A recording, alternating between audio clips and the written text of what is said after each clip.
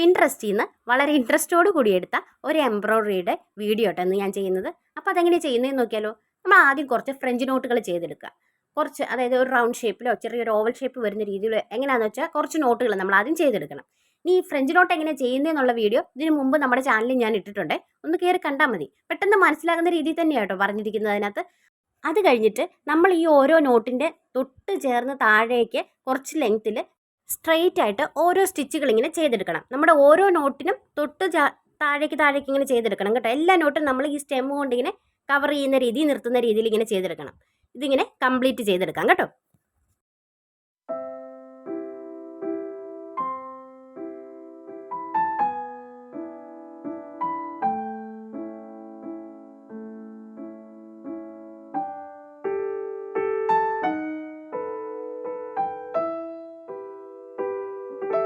ഇതിപ്പോൾ നമ്മൾ കംപ്ലീറ്റ് ചെയ്തു. ഇങ്ങനെ തന്നെ വേണമെങ്കിൽ നമുക്ക് നമ്മുടെ ഡ്രസ്സിൽ ചെയ്തെടുക്കാം. അല്ലെങ്കിൽ അതിനകത്ത് ഞാൻ കണ്ട പിക്ചറിനകത്ത് അവർ ചെറിയൊരു ബോ പോലെ ഇങ്ങനെ ചെയ്തിട്ടുണ്ട്.